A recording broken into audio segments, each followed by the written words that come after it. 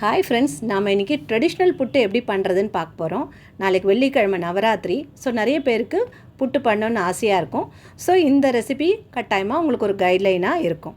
இதுக்கு நான் ஒரு டம்ளர் பச்சரிசி எடுத்துட்டுருக்கேன், 200 கிராம் அளவுக்கு. அதை நல்லா தண்ணியில் ஊற வச்சுக்கணும். ஊற வச்சுட்டு 2 மணி நேரம் கழித்து வடிகட்டிட்டு மிக்சியில் பொடி பண்ணிக்கணும். தண்ணி சேர்க்கக்கூடாது.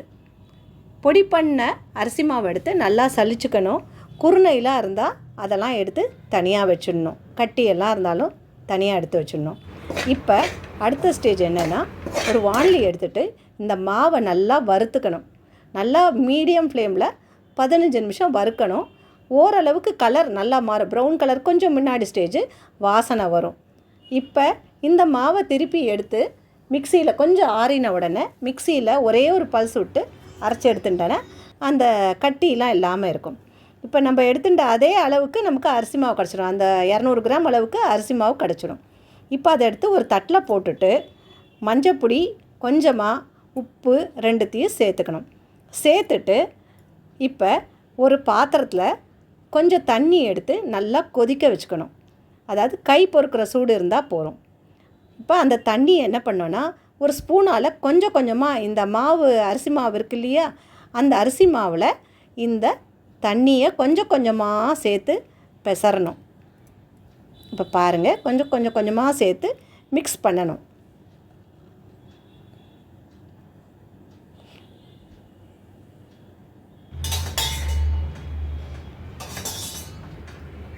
கொஞ்சம் தண்ணி விட்டான்னா கொஞ்சம் சேரும்.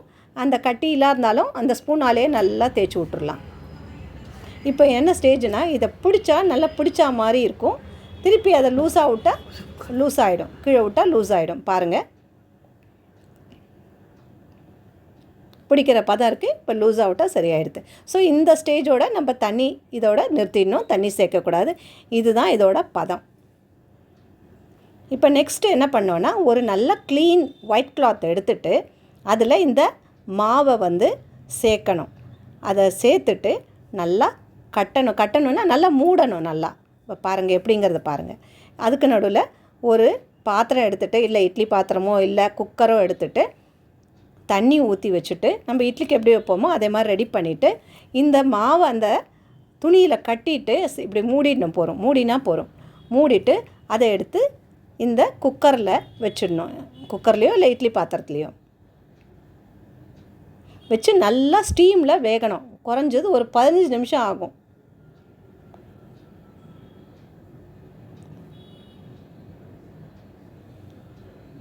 வெயிட்லாம் போடக்கூடாது.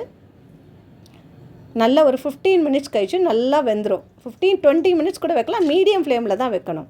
இதுக்கு நடுவில் என்ன பண்ணலான்னா, ஒரு வாணலி எடுத்துகிட்டு நல்லா நெய் விட்டுட்டு முந்திரி பருப்பு வறுத்துட்டு, இப்போ நான் 1 கப்பு அரிசி மாவு எடுத்துட்டுருக்கேன் இல்லையா, அதுக்கு அரை கப்பு தேங்காய் திருவி எடுத்துட்டுருக்கேன். அதையும் நல்லா வறுத்து எடுத்துக்கணும். நல்லா தேங்காய் வறுத்து எடுத்துட்டோன்னா புட்டில் கலந்தால் 4 படை இருக்கும். ஸ்டோரேஜுக்கு நல்ல யூஸ்ஃபுல்லாக இருக்கும். இது ரெடி ஆகிடுது. இப்போ இதை ரெடி பண்ணி தனியாக நம்ம வச்சுக்கணும். இப்போ இதுக்குள்ளே குக்கரில் வச்சுருந்த அந்த மாவு நல்லா வெந்திருக்கும். பாருங்கள், நல்லா உங்களுக்கு கலரு அந்த பதம் அந்த ஸ்பாஞ்சியாக இருக்கும். உங்களுக்கு பார்த்தாலே நல்லா ஒரு தட்டில் பெரிய தட்டில் போட்டு நல்லா தேய்ச்சி விடணும். தேய்ச்சி விட்டு தனித்தனியாக பிரித்து விடணும். இப்போ இது என்ன ஸ்டேஜ்னால், நல்லா அப்படி திரிச்சா அப்படி நல்லா அப்படி தெரியும் பாருங்கள். இதுதான் அதோட ஸ்டேஜ்.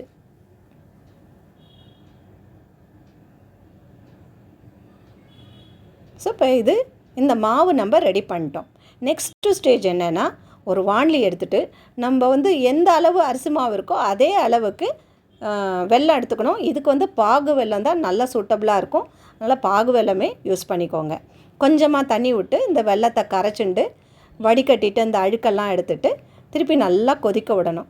எப்படி கொதிக்கணும்னா, நல்லா அந்த பாகு ஒரு ஸ்டேஜ் இருக்குது, அந்த உருட்டுற ஸ்டேஜ் இருக்குது. அந்த ஸ்டேஜ் வரைக்கும் நல்லா கொதிக்கணும். கூட ஏலக்காய் சேர்த்துக்கணும். பாருங்கள், ஒரு தண்ணி வச்சுன்னு இந்த பாகு கொஞ்சம் ஜலத்தை விட்டான்னா தெரியும். நல்லா உருட்டுற பதம் வரணும். அது வரைக்கும் வெயிட் பண்ணணும். இப்போ இது ஆகலை, இன்னும் கொஞ்சம் நேரம் கொதிக்கணும்.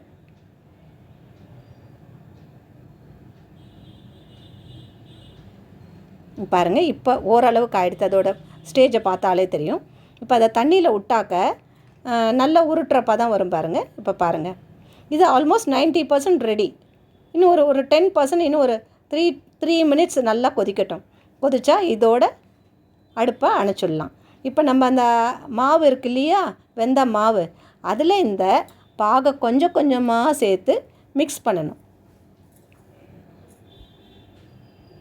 ஒரேடியாக கொட்டக்கூடாது. ஒரு கரண்டியால் எடுத்து கொஞ்சம் கொஞ்சமாக விடணும். ஒரு ஹெல்ப்பர் இருந்தால் கொஞ்சம் நம்மளுக்கு கன்வீனியண்ட்டாக இருக்கும்.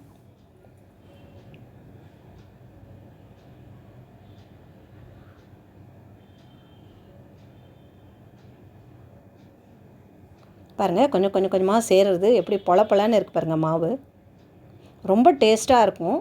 பட் கொஞ்சம் ப்ராசஸ் கொஞ்சம் பெருசு.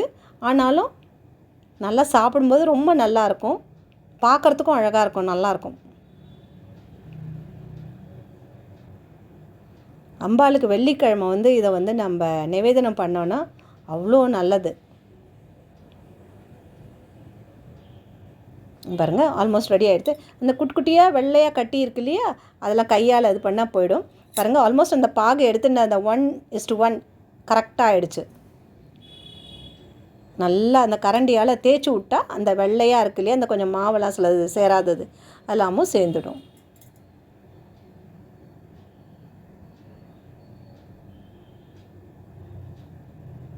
எப்படி பொலன்னு இருக்குது பாருங்கள் மாவு. புட்டு, சாரி.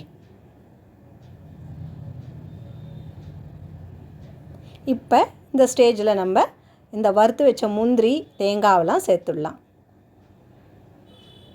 இப்போ இது கூட நல்லா ஒரு குழிக்கரண்டி அளவுக்கு நெய் சேர்க்கணும். நல்ல வாசனையாக இருக்கும். ஒவ்வொரு ஸ்டேஜ்லையுமே நமக்கு தெரியும். அந்த வாசனையை வச்சே நம்மளால் ஓரளவுக்கு புரிஞ்சுக்க முடியும். இது புட்டு ரெடி. இப்போ நல்லா கலக்கி விட்டுட்டான்னா, நல்லா கலக்கிட்டு கொஞ்சம் திறந்து வைக்கணும். டப்புன்னு மூடக்கூடாது, வேர்த்து விட்டுரும். அவ்வளோதான், புட்டு ரெடி.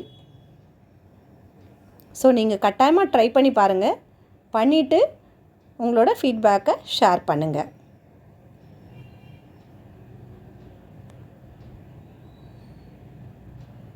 ரொம்ப டேஸ்டியாக இருக்கும்.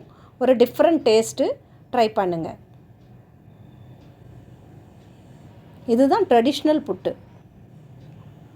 ஸோ லைக் பண்ணுங்கள், ஷேர் பண்ணுங்கள், சப்ஸ்கிரைப் பண்ணுங்கள். தேங்க்யூ.